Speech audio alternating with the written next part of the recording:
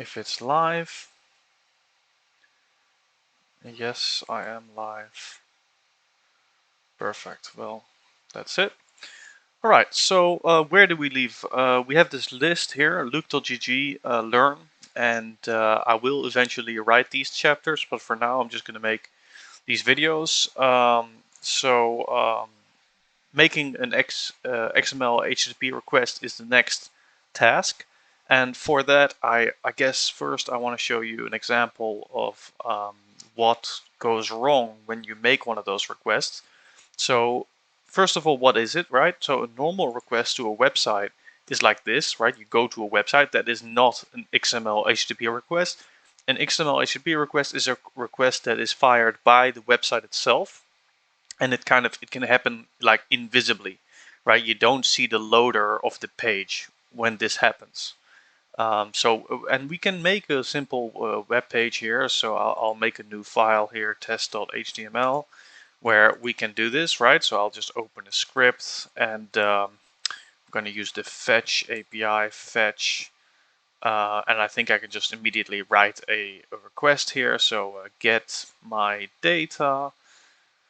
There, that should already be an XML HTTP request. Now I can open this with the browser, and I can show you the error. This is an important error I wanted to show you. Cannot load file C get my data because the URL scheme file is not supported. So it's not allowing me to make a request. So now let's make another request, right? Because it made a request to a file endpoint on my local drive because I wrote / get my data. Obviously that's not going to work, and it doesn't even exist, right? There is no such thing on my local drive to even load it. That's not the reason why it doesn't work. Again, it doesn't work because it's a file endpoint, because I opened it in the browser directly. So you can see here that it's a file. It's not a website. It's directly from your hard drive. It doesn't like that. But I can also make a request to an API. Let's see if I have an API right here. I think, for instance, when I go to my career page, there is a GraphQL.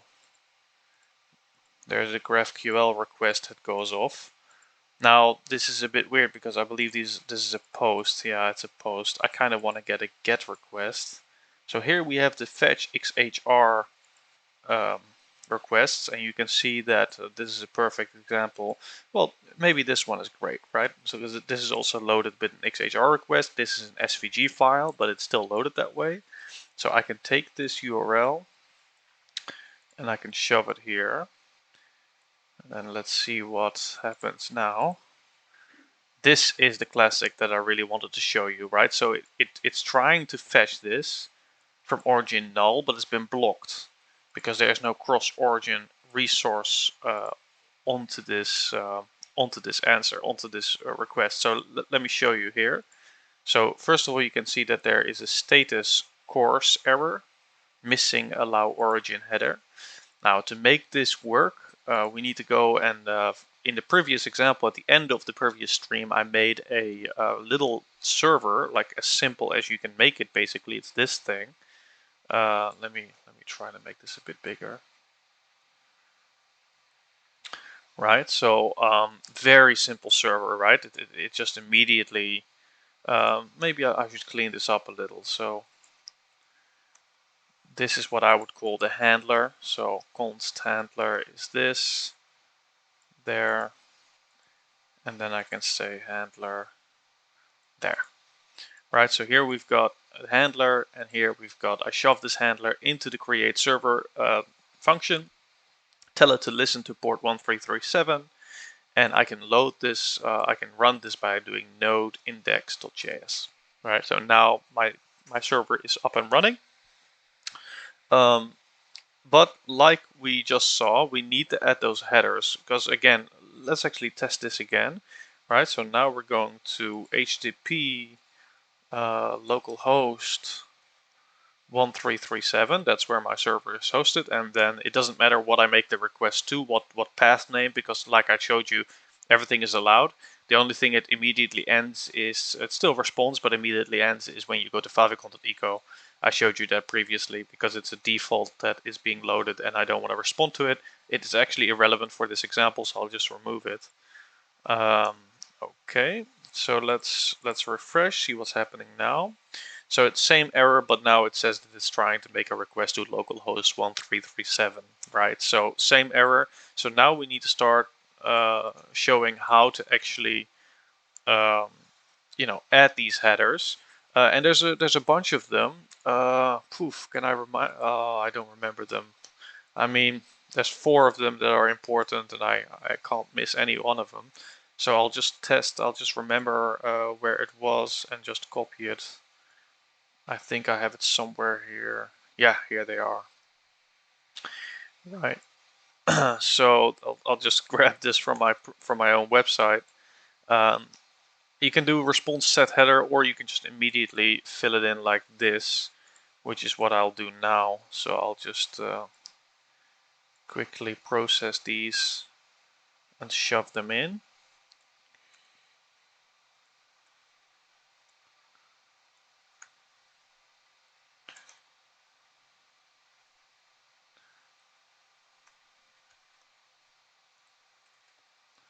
There we go. Oh, I don't really like this automatic double quotes stuff, but that depends on the settings, and the settings are usually in the package.json, and I don't have a package.json in this test file, so it's messing up. Maybe I can just sneakily shove this in here. No, it doesn't get that happy from it. Index.js again. No, it doesn't want to do it. Oh well, so be it. Let's continue. So we've got the content type. Now here you see that it allows the origin request headers origin. Right, let's see if this is any better. Oh, I have to restart restart the server. All right, so now at least there's no error, right? So it made the request, it got a response. Now we want to read that response, so let's see what we can do here. First of all, so you can, this is a fetch, right? And a fetch returns a promise. When I hover over it, you can see that. You can see it on the right side here. You can see fetch input, init, and afterwards it says colon, and it shows you what it would respond to with. And it says promise a response. Now when it says promise, it means you can do a couple things. You can either do this, you can say then, right? And then you get your stuff in here and you can process it here. Or, and I like this one a little more, it's a bit more beautiful, but you have to use await, because the code is promising it, right? It promises this object, but it has to wait first. And you can say, okay, you know what? While you do that, I won't do anything else. Just wait, and then I'll continue. So then you don't need to provide another function and continue. And it's much simpler to use await if you use it appropriately. But this needs to run. Actually, let me just show you. If I execute this here, it says await is only valid in an async function, right? So you can't just execute this in the default file. So let's do this, right? You can make an async function, and let's call this, make request. There you go. You know what? I'm gonna call it request. One word is better. There you go. And now, of course, I need to execute request, so I'll just do that immediately afterwards. And it's async, so now it should be happy. It is happy. Perfect. So now you can say const response, because it says when I hover over it that it's going to return a response. So I'll just call it response, and then I'm going to console log it immediately after, right? So I'm making a very simple request, logging the response. Here we go. Perfect. Now, I don't have the text yet. It's inside of body, which is a readable stream, which I would need to read. I believe you can do that with another await,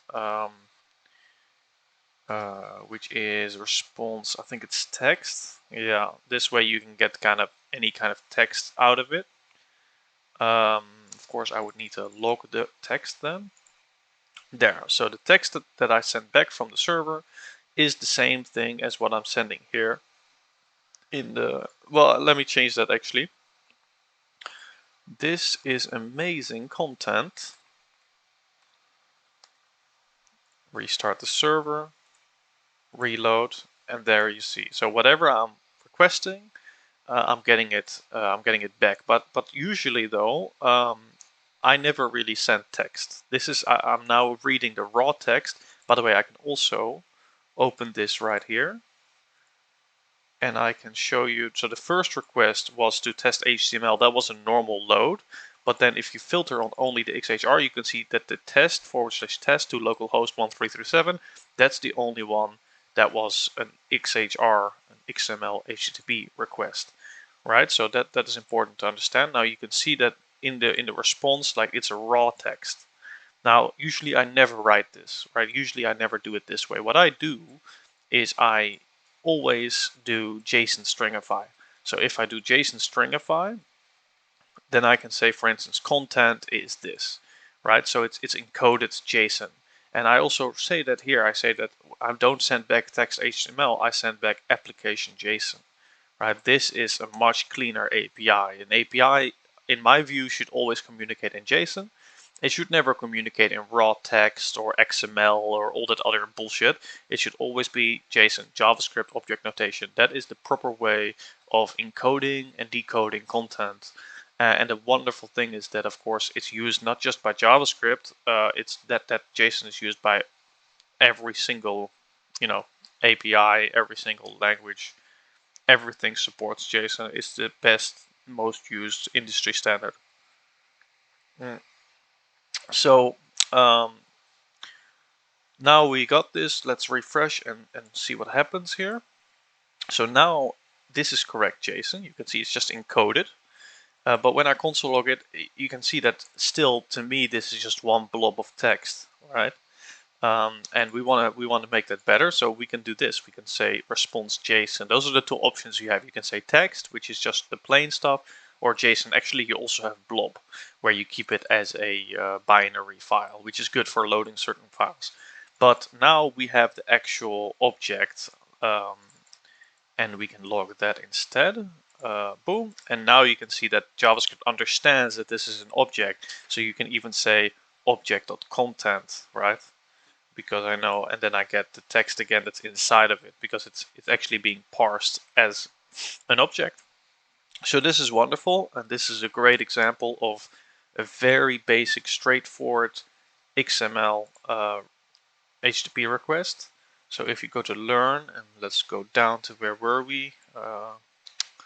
Oh god, I made it so small now. Let's see, making an XHR request. We did that now, right? The simplest one. We just fetched it, and this is automatically a get request, and we allowed people to load it from our API, which was this simple page, this simple server that we're running here. And we say that anyone can make a request, because we just say that the allowed origin is the origin that you requested this URL with, right? So, and we say this allow credentials means you're allowed to post with cookies, right, or with headers. It allows you to sign in, basically, if you need to. In this case, it's useless because this API has no additional content it could possibly show you. There is no sign in, but that's irrelevant. It also says that we will allow you to set the header content type, whatever, and we allow post, gets, and options. Now, options is an important one. I do want to show that one because maybe I can even show it here. It should be showable. Oh no, it doesn't do it because I guess it has to be a post. Well, let's test it out then. Let's make it a post. Oh, I need to remember how you do that. I think it's supposed to be like this, where you say method is post and URL is this, right? I think. Oh, seems like I messed it up. Oh, of course. There you go. That's good. Let's refresh. Did I? It's not going to the right place. I don't think it's happy. No. Cannot load from file. So again, it's going to object. So this is not the correct way to use fetch. God. MDN fetch. Let's double check the syntax. Fetch API. How do I use it? Using fetch. Fetch this. Yeah, but I want the more difficult one. Oh, you have to do the URL first and then the configuration object. Ah, my bad. There it is. This should be good then. Yes. Okay, so now we actually made a post. And now, because the reason why is I'm trying to check if it's doing a pre-flight. Doesn't seem to be doing it. Maybe that's because I'm running it from a local file system. That's not always allowed. I believe I have my configuration set on my browser that it is allowed. But what we can do here is to really test this is we can host this test.html in a separate server. And then we can let one server where it's loaded from talk to the other one. Well, that's not very clear, but just hang in there while I while I add a PowerShell and start up a new server by typing HTTP server. I'm only going to use this server to load my test.html from. That is important. So I don't have to work on that file. So this is a globally installed npm module I have, HTTP server, which just starts up and hosts whatever you type inside, which is what I wanted, right? So and now you can see that it works, right? It makes a post from localhost 8081. I loaded the HTML and there we load this other thing, right? So that is important. However, once again, I don't see a pre-flight request, which I find a little weird though. I'm supposed to see an options request or a pre-flight request, and I don't understand why I don't see it. Maybe I can show it with my normal website, LukeGG. I'm not sure why, by the way. It's a little strange, but when I go to career, no, also a post with no pre-flight. Maybe they've removed it from being visible. That is possible. They sometimes mess with it.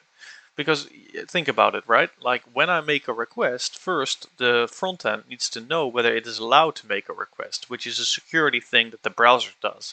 So it sends an options request first, and that options request is going to check these headers, these ones. And if it gets them back, uh, and it's okay, it is allowed, then it will make the real request afterwards. So it's basically doing two requests, not one. And you saw that it was doing that because when we did not provide these headers, it would crash before the request was sent. But now that we do provide them, it works. But somehow I'm unable to actually see the requests here, which is a little frustrating, not gonna lie. But so be it. Not gonna draw too much on it. Let's go to the next task that we had, the next challenge in our list of learning. And again, these are the only way that front ends talk to backends. Well, there's WebSocket connections as well. We'll get to those way later, but this is really the basic way JSON requests, right? XHR, XML, HTTP request using the fetch API is also the most normal way to do it. Nowadays. There used to be other ways. By the way, you can also use this fetch API from the server. So if you want to make a request from a server to another server, you can also use fetch, but you need to install npm module for it called node fetch. Anyway, but it works the same way if you do that, which is nice, right? So once you work within JavaScript, you can use it in the front end, you can use it in the back end very easily, very straightforward. Oh, what is this nonsense? Oh, gotta ban this guy. Can I? Block. Just a second, I need to block a guy from my Twitch stream.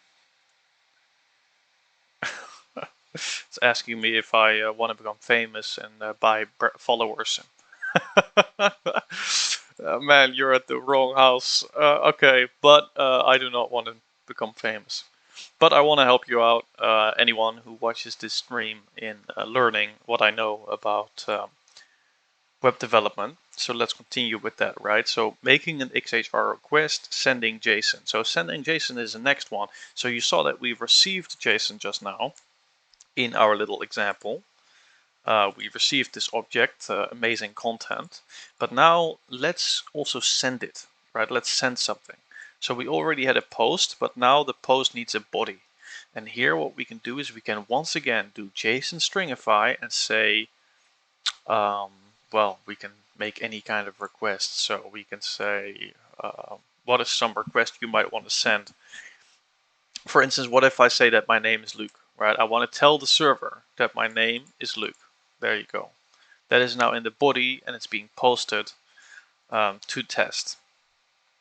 Now, if I just execute this, nothing will change because the server doesn't care if you post something. It won't even read it. It'll immediately respond, right? So we want to make this a little more complicated and get this response. Now, most people, they are so annoying and they use Express for no reason and they don't even know that they don't need to use it, which frustrates me to no end always, because there's such an easy way of loading stuff that's being sent to your server.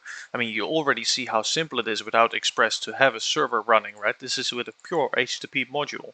Now let's do this. Let's actually wait for this. In fact, I already wrote this, so it goes quicker if I just go here. We have this index file where we have an HTTP handler. Okay, it's coming from root. And here we have, there it is, right? Load data sent in the request body. And we can just copy this, because this is a great piece of code that we might want to reuse here. There. And so instead of immediately responding, we will always now first wait for, oh, and since this is JavaScript instead of TypeScript, I'm going to have to remove these type indications. There we go. But now you can see, so we have chunks, and then when data comes in, we add the chunk to the chunks, right? Which is just a string. And at the end, we're going to try to parse this if it's sent, and then we know body, then we have a body. And now what I'm going to do is I'm just going to send this body straight back. There you go. And I'm also going to say the request URL that you requested it to, right? So we have URL and the content. So I'm going to send back whatever you sent to me, right? Whatever I sent to myself, basically. Boom. And here it is. So it says content name is Luke, URL is test, right? So it's just sent back what I sent. Very straightforward. But now you've done it, right? You've literally now received JSON and sent JSON. So you've got up and down communication, two-way communication, bidirectional communication using Fetch API, XML HTTP request with JavaScript object notation. So this is the real core of what you would be doing as a web developer between APIs. You are going to make these kind of requests. Now you're going to add headers, information, and you're going to maybe think about cookies, but the core of everything is what I just showed you in this super basic example, where on the one hand we are going to request something and wait for a response and decode that response. We're doing that in an async function so that we can use await twice, once to make the request and once to decode the request, or the response. And then here on this server side, we have this no express. We have a very simple HTTP server. Could also be HTTPS, by the way. There's another module for that. Works really well. Or you can, well, anyway, we'll talk about that later, about security and APIs. But for now, this simple example I showed you, how to add an access control header and how to respond with JSON by doing JSON stringify, right? And I also showed you how to wait for data if you want to receive data. That's it.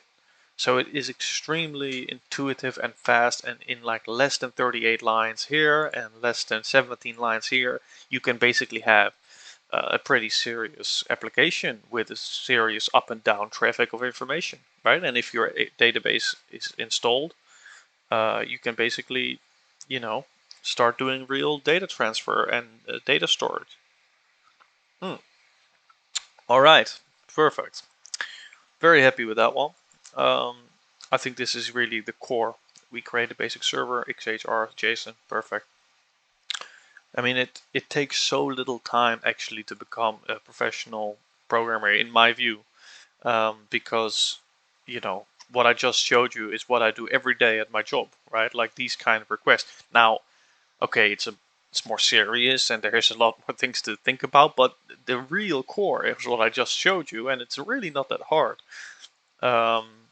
Software engineering doesn't have to be like computer science. It's much more like being a writer, being an author, and you can write your book. And simple books weigh the most in this industry, right? If you can write simple code with very simple names, response, object, like very classic, very standard, then you're going to make it far in this industry. And it's a really wonderful job. I've always enjoyed it.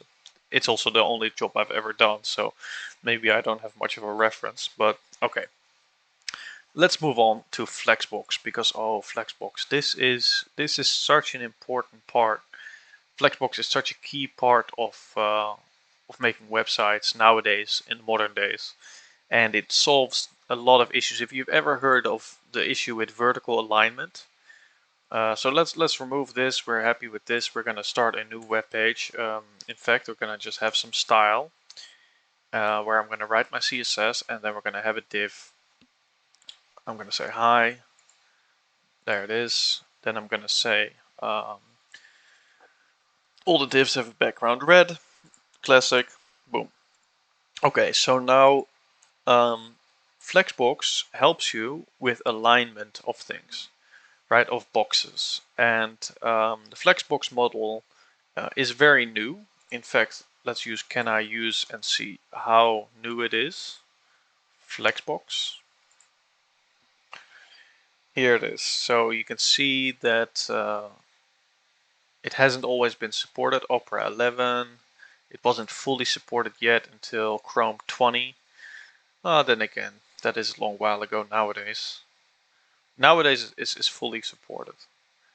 But there has been a long time in web development where we use tables for layouts and stuff like that. You never have to do that again. In fact, I don't even think you should use a library for layout anymore, which was very common back in the day and still is actually. But now with Flexbox, we can do much better things. Okay, enough chit chat. Let's get somewhere, right? So let's put this thing exactly in the center of the screen, which used to be such a pain, such a pain. All right, so let's say body. We're going to first make the body display flex, right? Then we're going to say align all the items in the center and justify the content in the center. Boom. Perfectly in the middle. Let's make the color white. Add some padding. Add some border radius, whatever. We're just making it a little fancier. There you go. High. Exactly in the center. Perfect, right? And now Flexbox is allowing you to do this, right? So we put a flex on here, display flex, and then we can do these align items and justify content. Now, justify content does the vertical alignment or horizontal alignment, and the align items does the vertical one. And by default, it's actually stretch, right? So it stretches the content, but we don't want that. We want it in the center. You can also say flex start or flex end, right? Those are other options. Flex start, flex end, center, and the default stretch. Stretch. Okay, but we want center.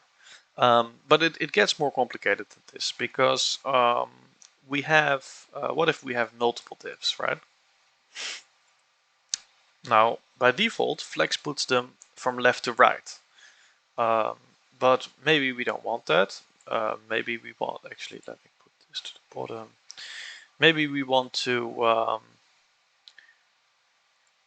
change the direction. So then we say flex direction column. And there's also column reverse, stuff like that. Let me double check. So why, let's think, why is it no longer in the center? Because we said center, center. right? These divs are below each other.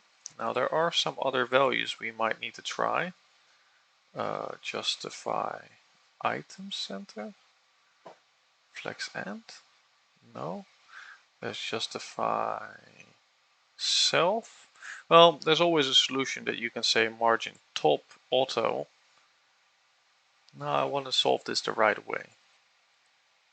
Why would it be not putting these things in the center? So first of all, okay, perfect. So we know that justify is the one we care about. How about justify item center, flex end, justify self center. No, it's really unhappy about this. Let's try to say that if you are the first child, then margin top is auto.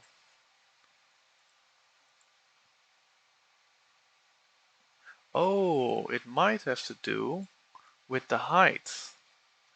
Just checking. Ah, God, that makes sense. Perfect. So yeah, the default height of a body is actually as long as the content is. It's not by default, it doesn't by default stretch. Now if you make it flex, it does, but then if you change the direction again, flex direction column, it doesn't once again. It goes back to being as small as possible. So I had to say height is 100% in order for it to take the full height and then center. So that was a little bug we had there, but no worries. And it only happens really on body. Once you work within the body, within another div, you would never have this kind of problem. Perfect. So we got a couple divs. Let's add some margin, by the way. Just, oh, I get so annoyed by seeing those things hug each other. There. Perfect. So yeah, we're in the middle of Flexbox, but what can I show you? I mean, maybe we can do a nice trick. Actually, I am a little annoyed that I can't do my SCSS. As you know, this is CSS, right, within style, and this is a very simple website.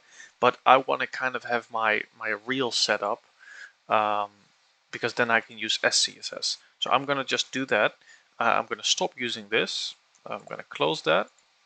And I'm going to start a new terminal where I go to my normal client and start that one, right? And I can close this, and I'm also going to go to my API and start that one too.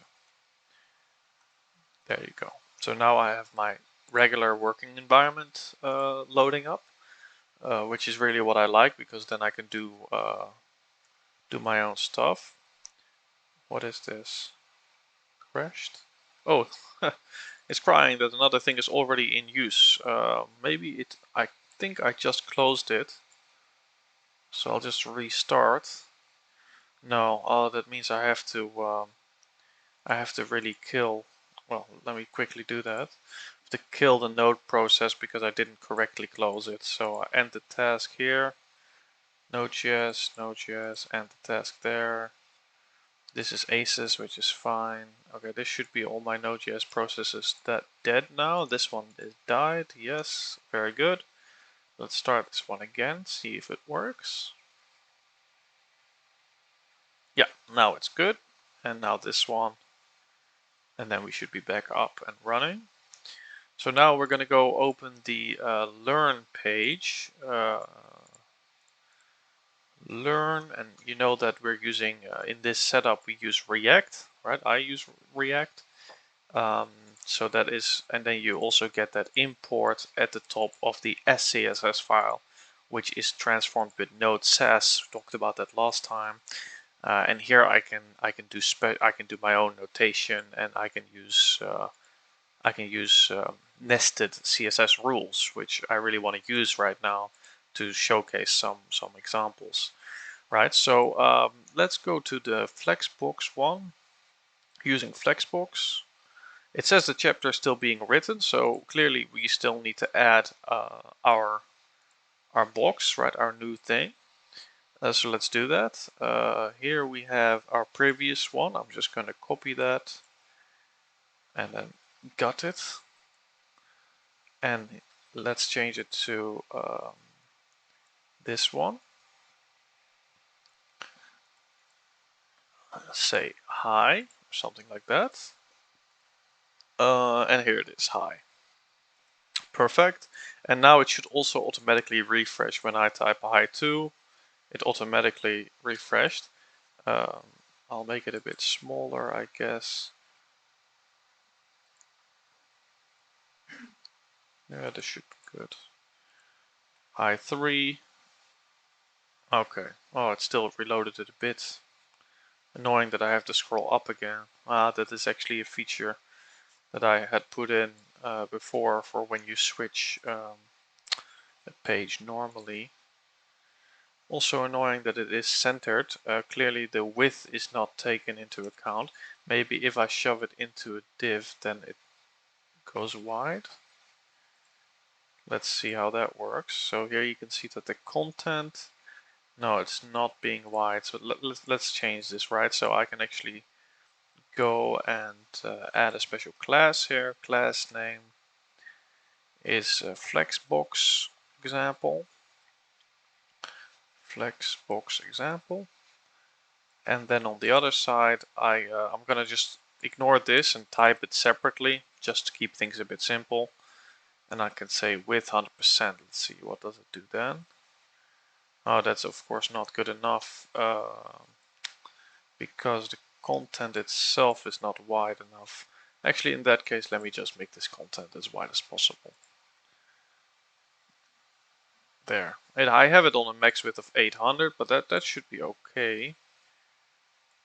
Let's see. Oh, that's not 800 pixels. Why? Learn is also not good. Ah, okay. Well, I guess I'll be making some changes to my CSS today. Nice. Very good. Alright, so now we've got our regular hi, and I do want to not go to that mode. Yeah, okay, well, let's do it like this. Good, let's continue with Flexbox now. So this is a Flexbox example. We're gonna shove some divs in here. Now, because this is React, I can also do self-closing divs like I do here. And then Flexbox example. I have some, and now I can use this to open it up and to have a look. And here you can see there's 3 divs inside the Flexbox example. So I can say any div that's directly inside the Flexbox example is here. Display flex. Flex direction was going to be column, right? That's what we were trying. We'll also put the height on 100%. And then we say align item center and justify content also center. Background is red. Width is just gonna make some random stuff here. Oh, I don't need to refresh anymore. I should try not to at least. Oh, they are all the way down here because it's of course way too long. Well, let's make the height 200 pixels then. There it is. So now we got the flexbox being 200 pixels and these divs right in the middle. We're gonna add some margin maybe. There, 5 little boxes. I want to kind of make this even smaller. Perfect. Good. And now I can do and or nth child. Nth child of 1. How about you align self to the flex start? Let's see if that works. Yeah, perfect. And then I can say number 3 goes to the other side. Right, so this is a great example of how to change. So you can say by default my items are going to be centered, but then I can make exceptions by telling a specific block to align itself differently depending on, right? Also very often what you'll see is that you want one of them. So let's say we are no longer going to do this. We're going to put them next to each other horizontally. What if you want that last one to be on the right and the other ones to be on the left? That's very common. For instance, you have that here, right? Luke GG is on the left and everything else is on the right. And you can use in that case a very nice situation. For instance, here I can say the first child will get margin right auto. And that pushes the rest away, right? That is a class. So margin, using margin in combination with flex properties is a really good way of using flexbox. Okay, so again, remember align items and justify content and flex direction in combination with display flex, and you're gonna get everywhere. And then if you really want to get fancy, use margin with auto as a value sometimes if you want, and it will try to expand as much as it can. That's what auto does, right? It automatically tries to go takes as much space as it can. Now flex is way more complicated. It has many more use cases and intricacies that I should show you, but I don't have any examples by hand. These are the most common ones, centering things and stuff like that. But I guess I'll make a more advanced example later. Okay, so, oh, well, we are going to continue with margin, padding, and border, which is interesting because, yeah, I usually consider that to be simpler than Flexbox, and I already showed you a little bit about margin. But I guess I can do it anyway. So let's go back to using Flexbox to this page, even though we're going to be applying margin, padding, and border. So margin, padding, border, what is that, right? So you could already see, let me first of all remove this this margin, sorry, this auto margin, right? Let's go here and let's click on this. And there is this thing I want to show you. Oh shit, this is behind the webcam screen. There is here. See, this is where you can see what it all means. So margin, padding, border, you can see the three words here, because this is called the box model. And in a box, this is the border box by default. I think I've applied that to everything. You can see that here. Box sizing, border box. I put that on every single, you can see it's a star, right? So every single object, every single element in my websites always have box sizing, border box, which is the industry standard as well. Because it means that when I say how wide something is, the width of something, I mean that it includes the border. So the border falls within the width of something. So when I say something is 15 pixels wide, the border, so let's say we give this a 2 pixel solid white border, the border is inside of those 15 pixels. That's what this means, the content size, which you again could see here. Box sizing, border box. Perfect. So, and the margin is outside of that. So you can see I added margin. Let's add a 0 to the margin. Oh, sorry. Let's add a 0 to the margin. Make it a lot bigger. Boom. And you can see the width, of course, is unchanged. But the padding falls inside again. So, and it's hard to show you because nothing changes because there is nothing inside. I guess I should change that. So let's say hi. Or actually, I'll put some numbers in. 1, 2, 3. And then I'll increase the width of these things a little to make it all a lot easier to see. So by default, if you have no padding, this is what it feels like. Right, there is line height, which is currently causing the text to be a little bit away from the center. Let's actually turn off the line height. There you go. Oh, actually, it's even worse. I guess it should be the same as the text. Font size, text 12. If it's the same, there you go. It sticks to the corner, as you can see. Now, if we want to fix this, we can do padding. So padding is what it pads the inside. So, and the word padding is nice because, I mean, of course, it's a standard English word, but there might be some viewers here which are not, you know, just like myself, are not native English speakers. I'm Dutch, and you might be also not English, not American. In that case, I want to remind you that padding is also used for the word for instance, the it's like in a jacket, for instance, you have those shoulders, right? That you have the shoulders that they stay straight. right? Because they are padded. The inside is padded, right? Or in a car, I believe you also call it padding. The inside of a car, that between the metal and well, the stuff you can touch from the inside, that the padding. So, and that's exactly what this is. You got this frame, and the padding pushes it a little bit more inside, which is very nice. I mean, almost always you want to use some kind of padding, right? The margin then pushes things from outside, and the border is kind of the same as padding in this case, but the difference is that you can color it.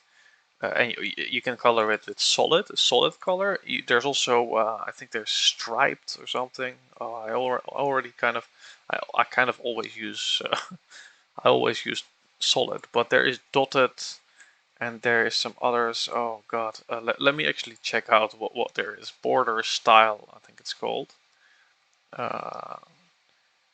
Let's see, ridge. Ridge? I've never seen ridge. Let me check. I don't know what ridge is. That doesn't seem to be a thing. No, I don't know what ridge is. Maybe this one knows it better. Just a second. So we can say, what styles do we have? Ah, double.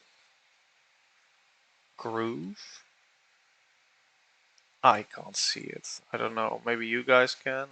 Oh, yeah, if you make it bigger, you can say, oh God. Oh, this is a terrible one. Look at that. A groove. Let's see. Double. Oh, horrible. Dashed. Yeah, well, anyway, so you can see there's options, different kinds of borders. The most common one is solid. Um, there it is. Also, by the way, this white, let's imagine that we're using, for instance, you can do solid again here, but instead of white, we can do that trick with colors that I showed you last time, where we say, for instance, that it's a see-through color, right? And maybe it's a bit thicker. So you can see that you can be a bit more subtle in, you can do things with opacity in the border as well. Okay, so we have border, we have padding, and we have margin. And now we have everything activated here. And when I hover over it, you can see the three things, right? Margin, border, padding. And inside, this is what they call the content.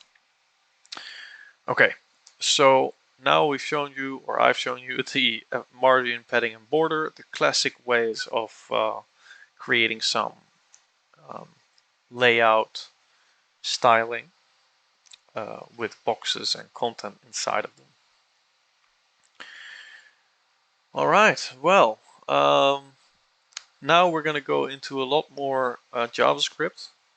I guess I'll keep this for another episode, because, or another one in the series.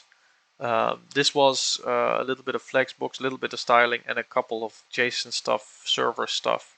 I mean, each of these episodes are very mixed, and I'm trying to teach you, both sides of the equation, front end and API side.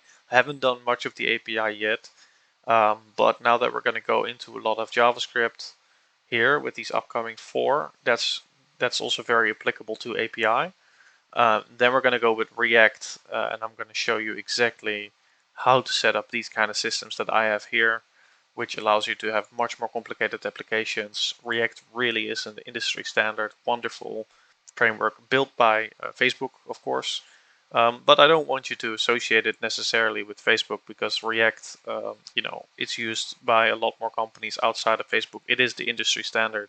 So, you don't have to like Facebook just to write React. It's very different. Just putting that out there as a careful note. Okay, but yeah, looking forward to my next video and making it for you guys. And again, drop any questions in the comments. And also, if you want, I can start maybe streaming more regularly, so you know when you can join the chat and ask me questions in real time. That could work. So we'll see where this goes. For now, I'll just casually stream whenever I feel like it from time to time. All right.